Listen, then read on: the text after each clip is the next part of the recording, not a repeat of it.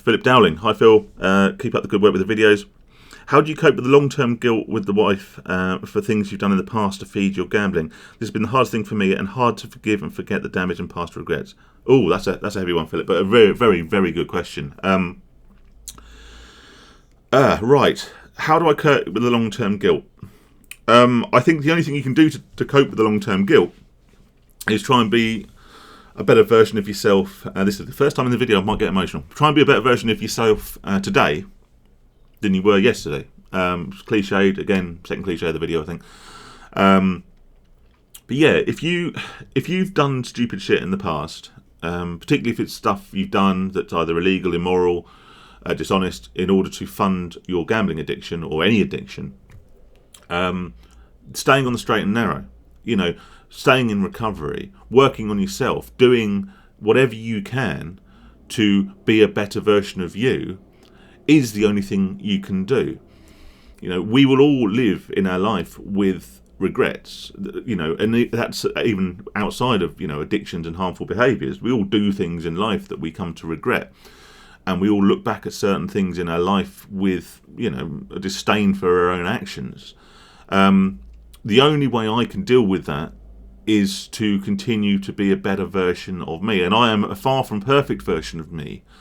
I have my own idiosyncrasies, my own foibles, my own bad habits. Thankfully, none of them cause me to be dishonest, immoral, illegal, or in any way sort of, unpleasant towards those around me in the same way that gambling ever did. So, yeah, I will always have regrets, mainly regrets for sort of time lost, for relationships lost, for harm done to those around me. But the only thing I can do to address those is to continue to strive to be better and treat those people around me with sort of the love and care and honesty that I should have afforded them all the way through. I don't think you can repent. I don't think you can do things to make up for previous actions and sort of past behaviours, because it doesn't work like that. It's not a balancing act. All you can do, if these people are still around, they've stuck by you, so reward them for sticking by you by being the version of you that they obviously believe in. The fact my wife has stuck with me through so much, including my times gambling and various other things, and most of them are gambling related. We all know addiction can lead us to do other things that we're not proud of.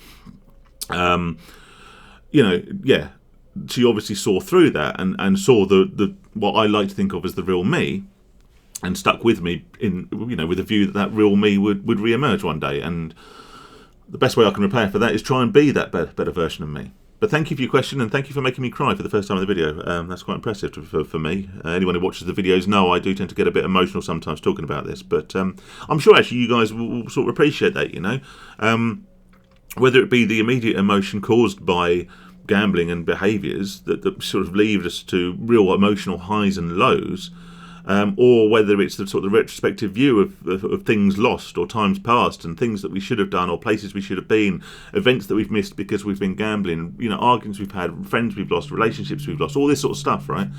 It's hard to look back, and obviously most of my videos are an exercise in looking back and looking back at our past. And there's a lot of shit in my past, that I'm not proud of, I'm not happy with, and I regret, and I have a real deep sense of loss about.